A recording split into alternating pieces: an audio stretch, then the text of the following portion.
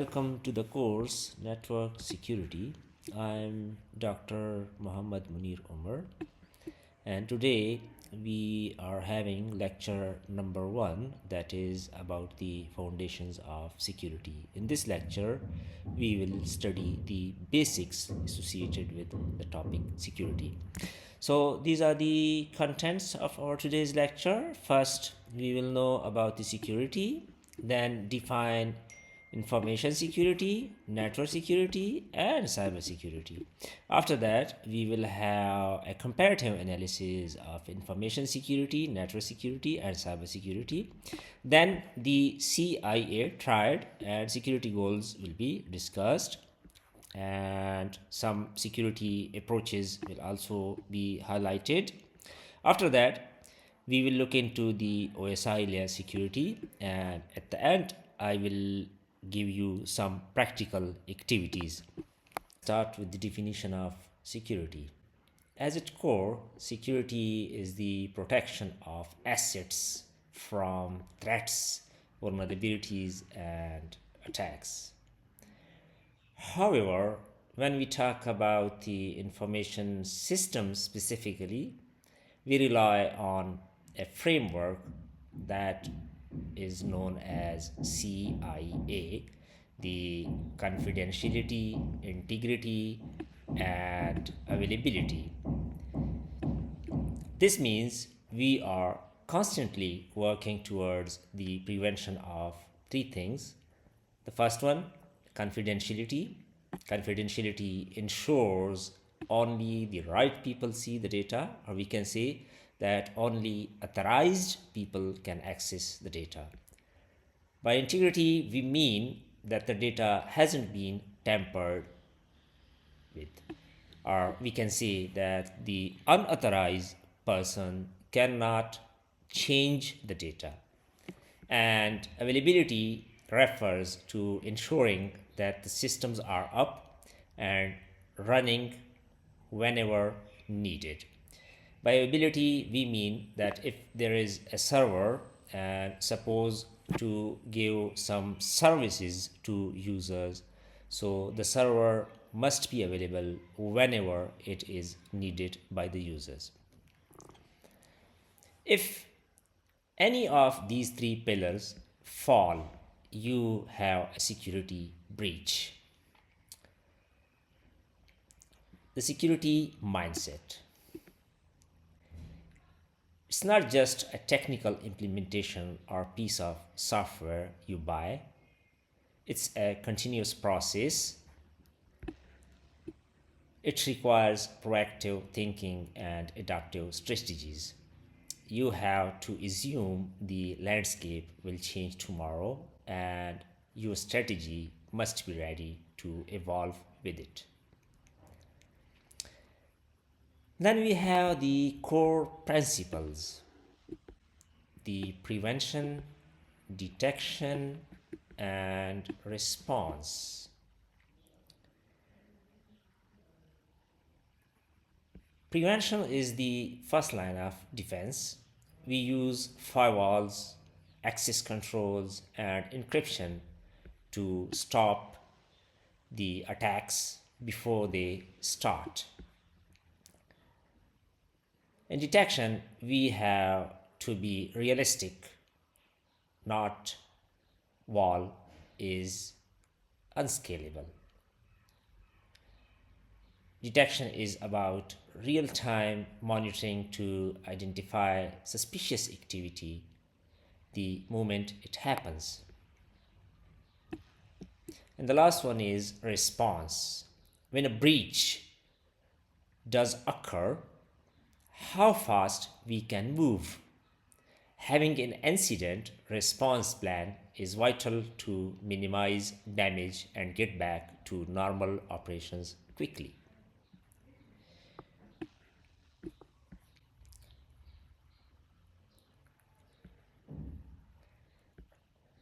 Now, why the security matters today? There are lots of things for which we consider the security. I'm showing you 4 things only. The first one is digital transformation.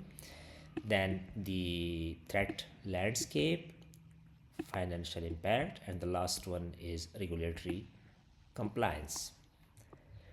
So, digital transformation, we are more reliant on digital infrastructure than ever before. Most of our business data or business operations, they are totally dependent on digital systems.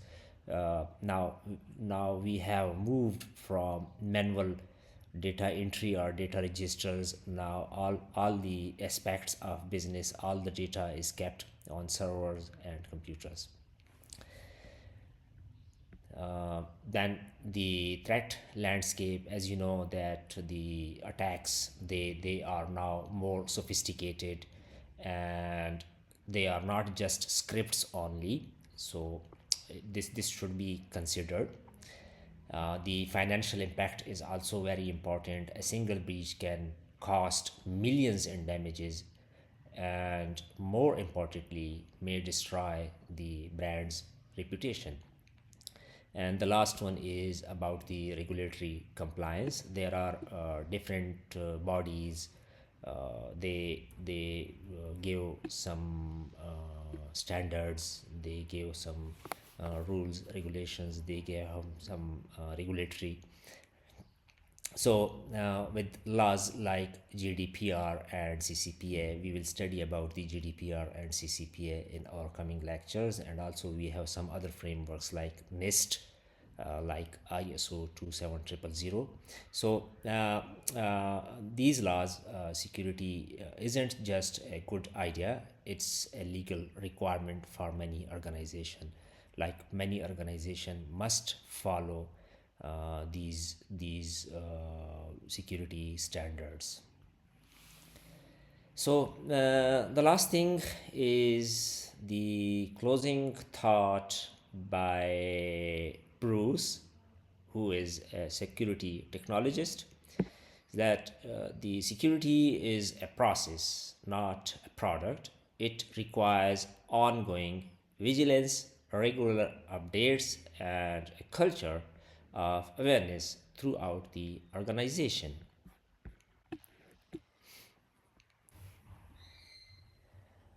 Now that we have defined security in broad sense, let's narrow our focus on information security, also known as InfoSec.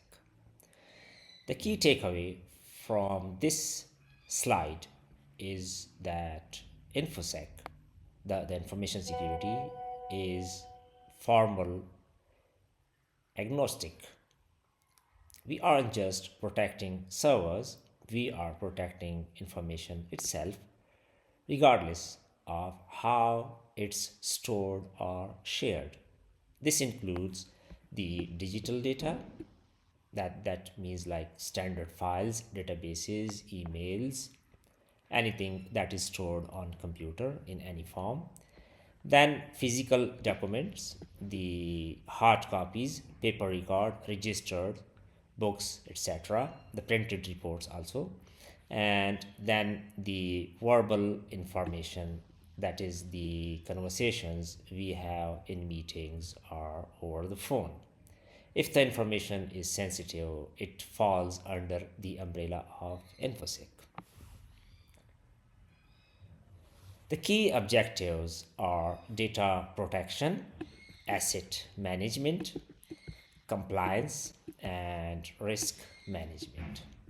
The data protection is the lock and key that safeguard information from unauthorized access.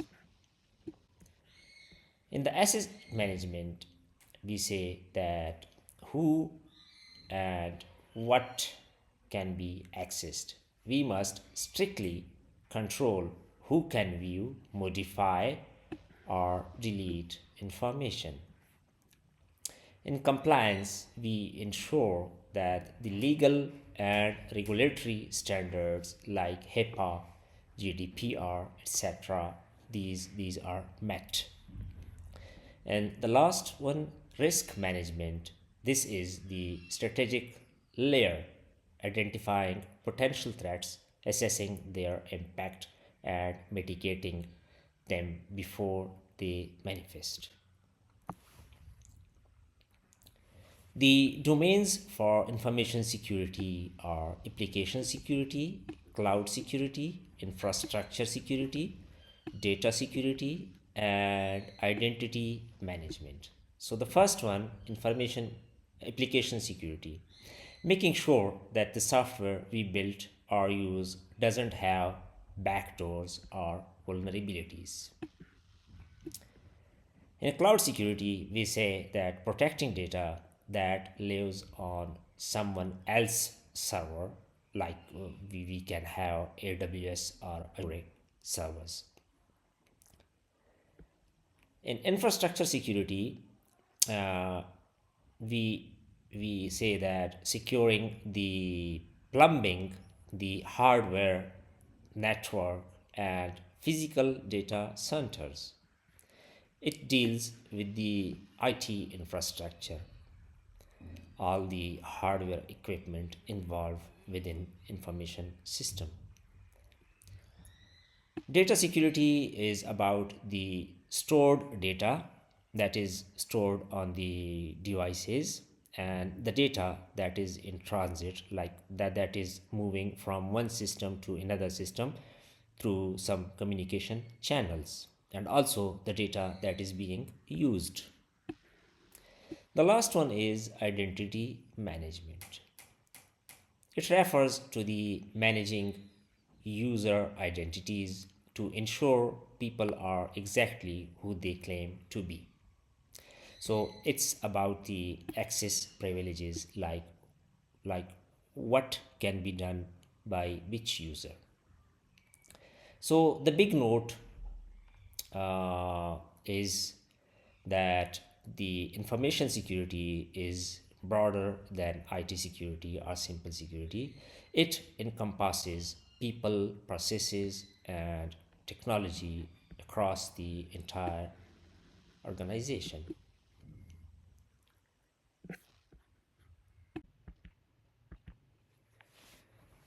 Okay, now the cyber security.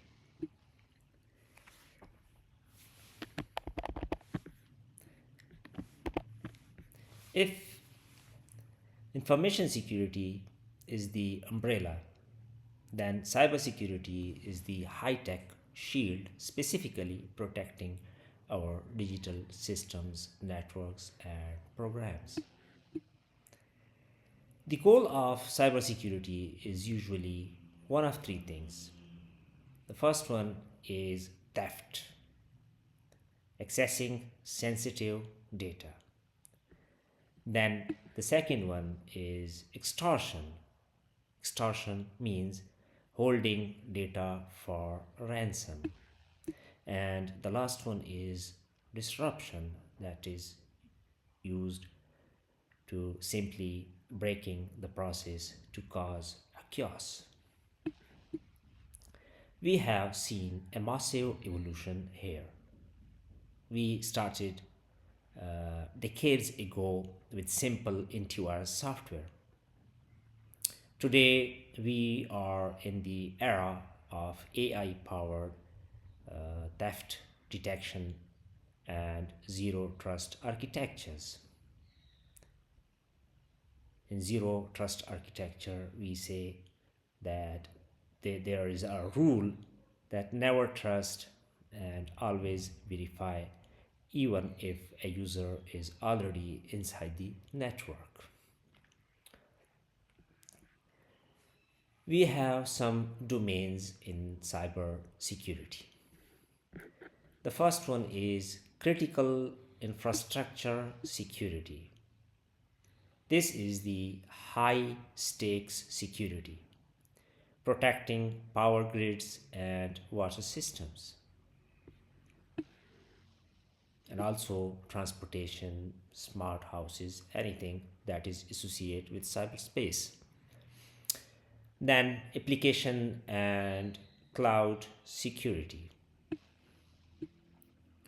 As we saw before, securing the software and the remote environment they live in. Then we have cloud security, protecting the data and applications that reside on remote clouds. Identity and access management, IAM, ensuring the right digital keys are in the right hands.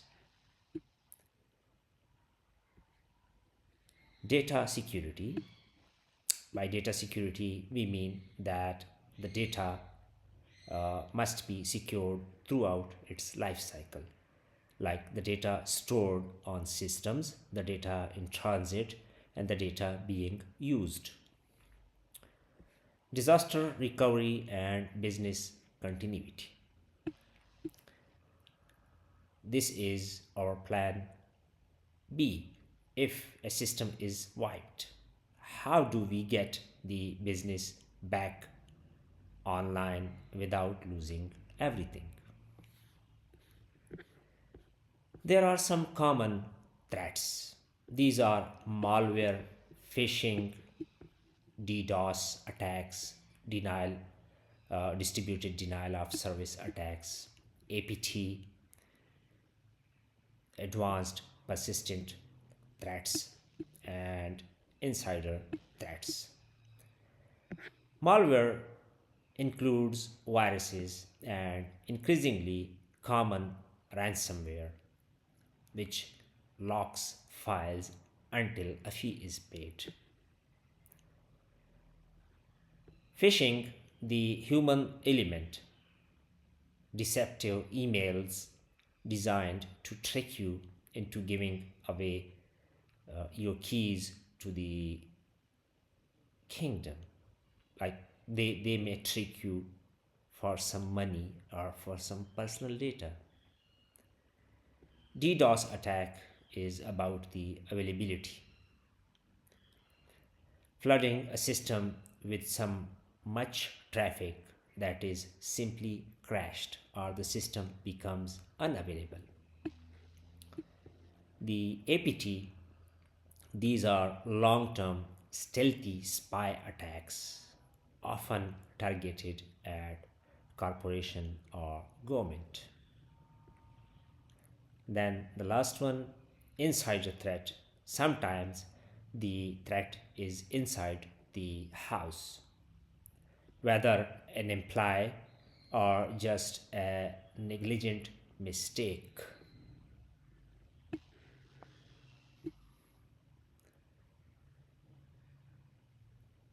The most important takeaway from this slide is to note that the cybersecurity is everyone's responsibility.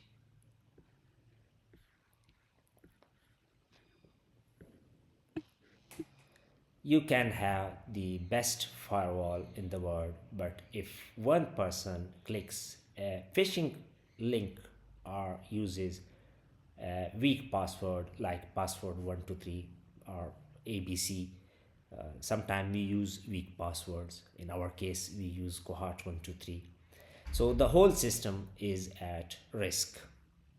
So digital hygiene starts with the individual. Move on into the infrastructure level. Network security is about the securing communication channels. If cybersecurity is the overall defense of the digital realm, network security is specifically the gatekeeper and the armored tunnel for data in motion.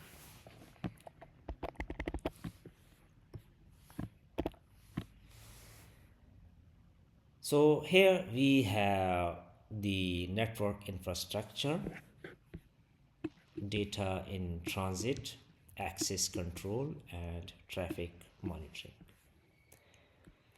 First, the network infrastructure. It means the physical and virtual hardware, the routers, the switches, and the overall blueprint of the network. Data in transit.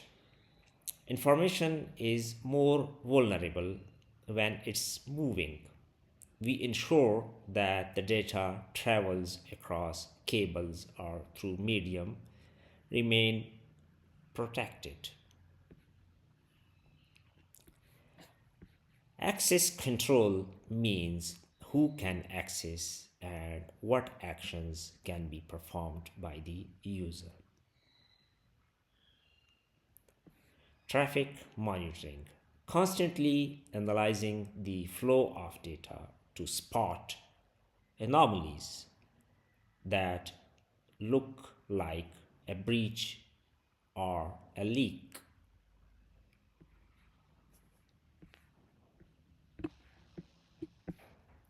Like something that is abnormal within the traffic that is noticed.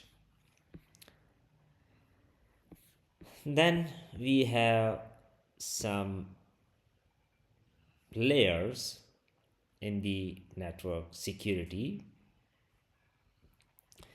Layer 1 is perimeter security. Layer 2 is the internal security. Layer 3 endpoint security, and the last one, layer 4, is application security. So the first layer is about, think of this as like a castle wall, firewall, and edge routers that keep the outside out. Layer 2, the internal security. If someone gets past the wall, the firewall, we use segmentation and virtual LANs to ensure that they can't access everything. It's like having locked doors inside the castle. The endpoint security, level 3, is protecting the individual devices like laptops, phones, and servers at the end of connection. So we started with the castle, like the boundary or the bigger wall that is protecting the castle. We mean the firewall. Then we say about the locks for doors, like we have segmentations, we have virtual LANs, yeah, or small firewalls. Then for each device, their own security, like antivirus protection, device level, some protection tools. Then the application security. So using secure protocols like HTTPS, hypertext transfer protocol, secured instead of HTTP, and encryption to ensure the software itself is taken securely.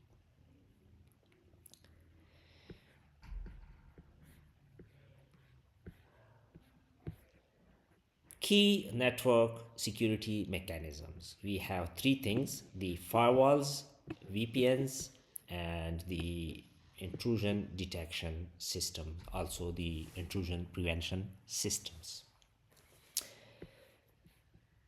Firewalls, these can be software or hardware. These are our filters. They sit between the networks and decide with traffic whether it should be allowed or it should be blocked.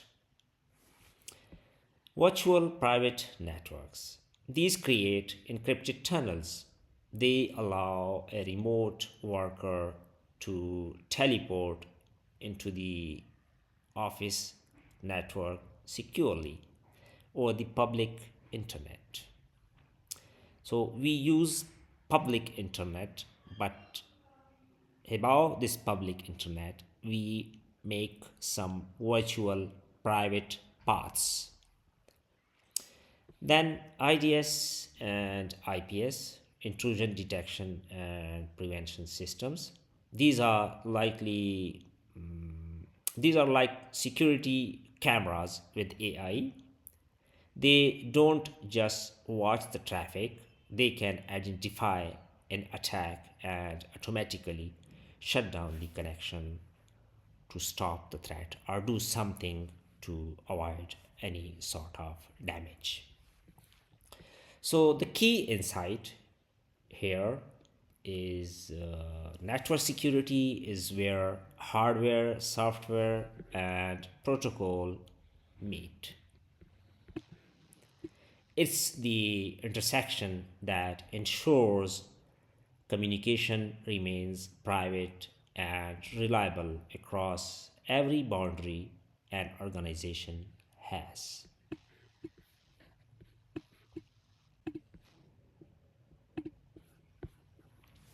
So, in this slide, we have a table that serves as a cheat sheet to help you distinguish between three pillars of modern security. These are information security, network security, and cybersecurity. The information security is the parent discipline. It is broadest if we compare it with others. So it cares about the data itself, whether that's a digital file, a printed contract in a filing cabinet, or a secret shared conversation. So uh, it is covering the digital as well as the paper based data. Network security, its focus is the pipeline and pathways. It ensures that the infrastructure and the data moving through it are safe from eavesdropping or disruption. Eavesdropping means secretly listening to others' conversation. Then cybersecurity, its modern evolution. It is a comprehensive approach to the digital world. While the information security covers physical paper, the cybersecurity is almost entirely digital, focusing on defending systems and programs against active intelligent threats. So now let's break down the differences.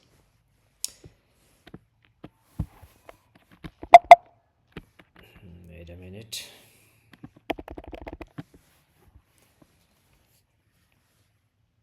So the information security, we worry about data loss and unauthorized disclosure. In case of network security, we fight with distributed denial of service attacks or other similar attacks and network intrusion.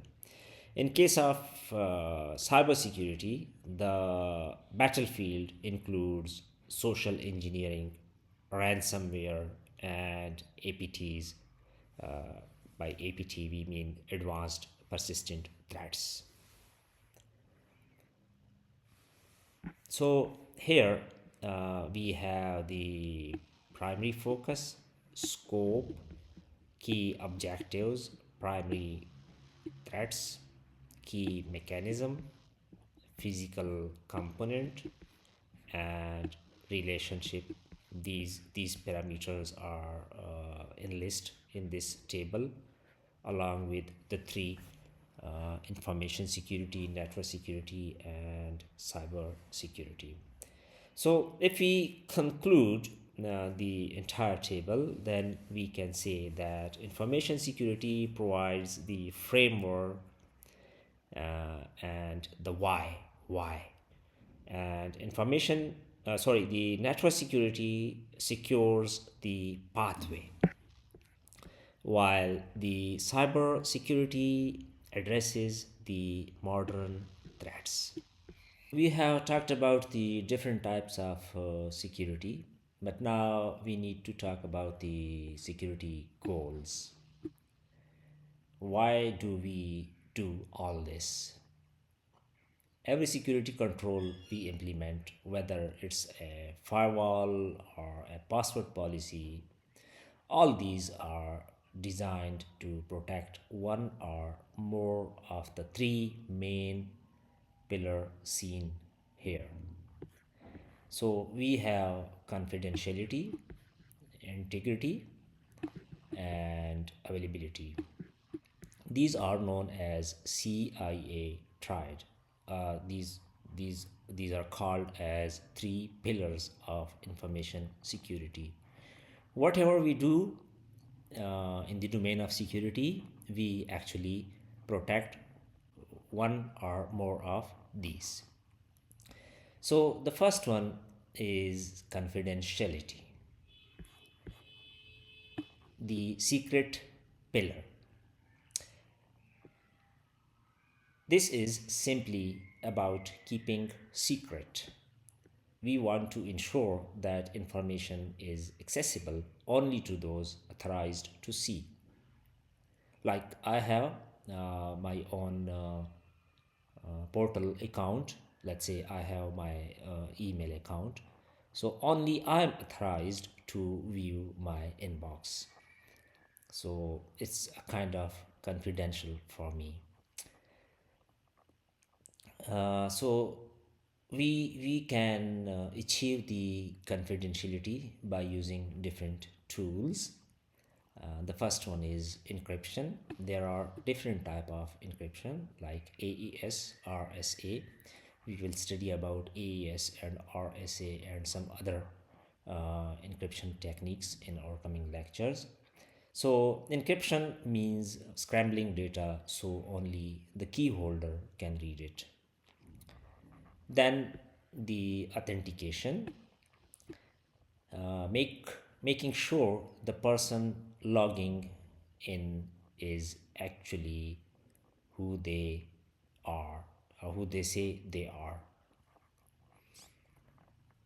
Then the access control, giving people access only to specific files they need for their job and nothing more. Access control means that what operations can be done by which user.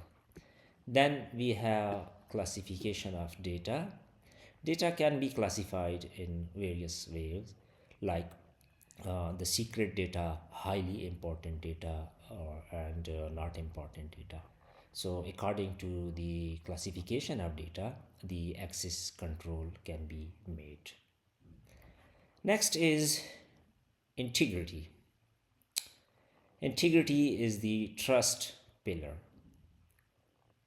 This is about the truth of the data. We need to guarantee that the data hasn't been tampered with, whether by a hacker or by system error. So the data is in its actual form. This is known as integrity. It is the trustworthiness of data or its entire life cycle. Integrity can be attained by using hashing, version control, digital signature, and audit trails. So the hashing is actually a digital fingerprint for a file. If even one bit of the file changes, the fingerprint changes. There are different techniques for having this hashing. Same is the digital signature that provide a message or file actually came from the sender. The audit trails, keeping a permanent record of who changed and what is changed and when it is changed. Control, with version control, we can track the history of changes in a file, like a file is changed with the passage of time. So we can have the versions of that file and also can track the changes over the time. Availability. Availability ensures that the systems and data are available whenever required.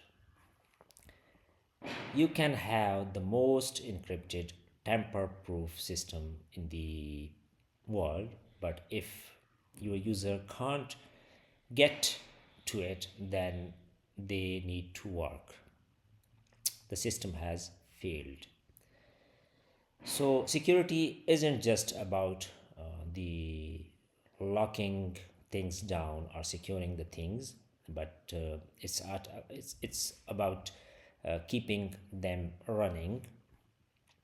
We achieve this through the redundancy and backup, disaster recovery, load balancing, and some IDS, the intrusion detection system, against the DDoS attacks. So, for backup and recovery, we say that having spare systems ready if one fails.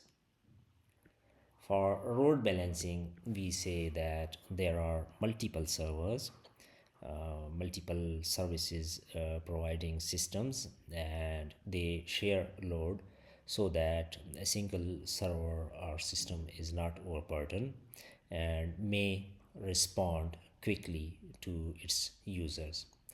And also, for disaster recovery, we can have different backup plans.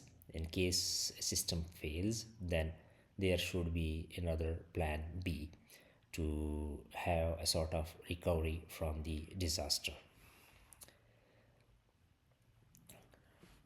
So, as you go through your career in tech, you will find that security is often a balancing act, sometimes increasing confidentiality, adding 5 step authentication, makes availability more difficult for the users.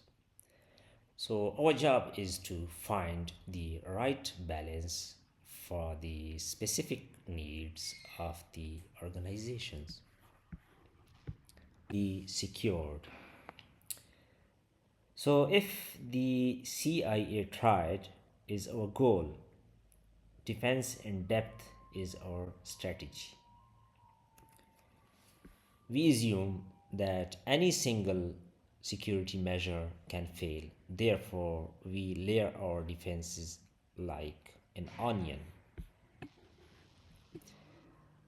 If a hacker bypasses the physical lock on the door, then hit the network firewall. So, for physical security, we can use CCTV cameras or other sort of things. And in case of network security, we can use firewalls and some other IDS. Then, if the network security fails or it is bypassed, then the attacker can crack the firewall. They can move toward the application layer. So the application security is also possible. So in case of application security, we encrypt our data by layering physical network and application layer. We can add a sort of complete security to the system. However, for data security, advanced additional hashing or data encryption can also be used. Additionally, the user awareness is also very important. The users must know that how to operate the system. I'm giving a simple example. The user, if sets a password 123 up to 6, so this would be very weak password. So the user must know that the password should be kept as strong, must have upper and lower case letters along with numbers and symbols. So this was the defense in depth. Then we have the security policies. Under security policies, we have the acceptable use policy, password policy, data classification policy, and incident response policy. So these policies actually establish some procedures that define acceptable use, access rights, and security responsibilities. So acceptable use policy means that the implies uh, what they can and can't do on company devices. It's with their access. Then the password policy and the classification policy ensure everyone knows how to handle sensitive information. So, without clear policies, technical control often fail because people simply don't know the expectations. The incident response plan is also very important in information system security. So the policies are made to handle incidents, to handle disasters. They make continuity plans. So if in case of any mishap, the situation may be handled by the organization's employees. Then we have the access controls. Access control, we repeatedly used this word.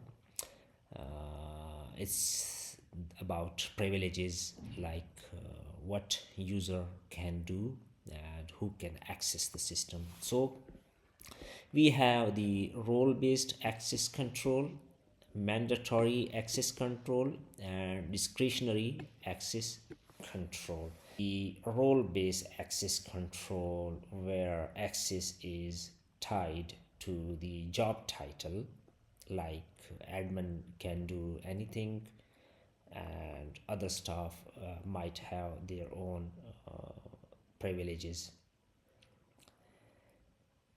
Then mandatory access control used in government or military organizations. Discretionary access control means some additional privileges given to some employees for which they are not entitled. Next is encryption. Encryption is used to protect the data.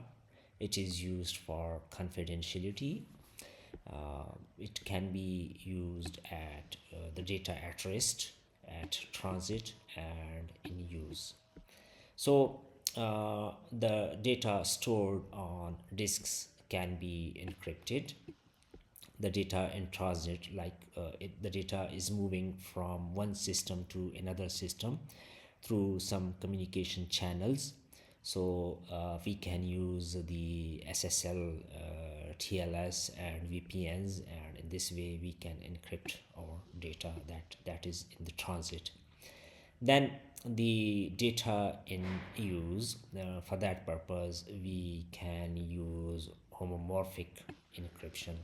We will study about the homomorphic encryption and TLS, SSL, these things in our coming lectures. Then authentication. Authentication simply means verify user identity. So the identity can be verified by using some sort of passwords, some sort of biometric authentication, or some multi-factor authentication, like we can use mobile message or face reading or fingerprint reading. So these are multi-factor authentication, like we give password and then we give a code received by email or SMS. Biometric authentication can be face recognition or iris recognition or fingerprint recognition. Then single sign on, SSO. SSO is used to make it easier for users to stay secure without needing to remember different password.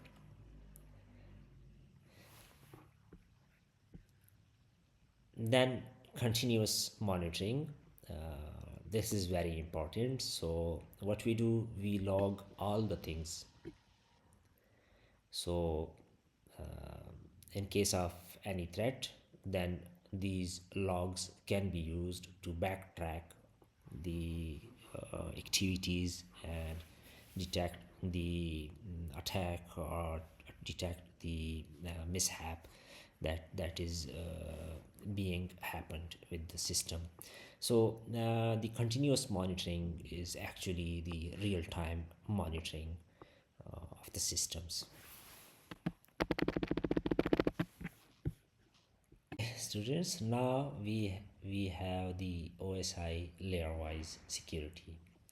If you want to understand how the defense in depth works technically, you have to look at the OSI layer model. It has 7 layers, and we have studied this OSI in our previous courses. So to secure a network, we can't just throw a lock on the front door. We have to secure every layer of the communication process, from the physical cable to the app on your screen. So the seventh layer is application layer. Here we use HTTPS for web browsing and SMTPS for email. We also focus on securing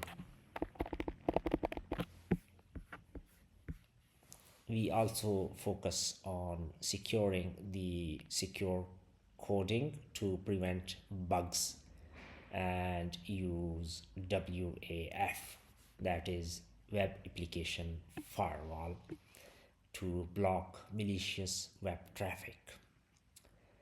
Then layer 6 is presentation layer. This is the translation layer. Here our primary security mechanism is encryption.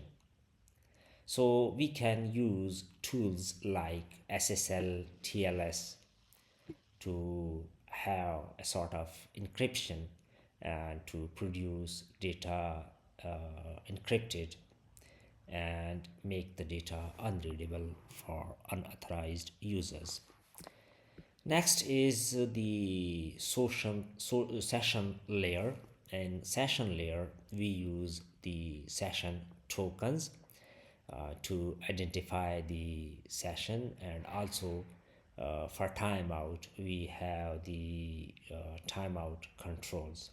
So these make sure if you walk away from your computer, you are like you have logged in into a system, so that portal or that system session will close automatically. Like I logged in into my bank account, so if I move away or make the web inactive for some time, so it will lock automatically. Then we have the transport layer. Transport layer is about the end-to-end communication. So here we can include the TCP UDP security and also the port number security. For network layer we have IPsec, the VPN, and access control lists, ACLs. We have studied all these protocols and terms in data communication and network course. The last one, that is the data link layer. For data link layer we can use MAC filtering and virtual LANs. You might have seen the MAC filtering in your Wi-Fi access points. So now on physical layer, we have different mechanisms for physical security. The most common or the simplest mechanism is to install CCTV cameras or to create some locks, racks, gates, etc.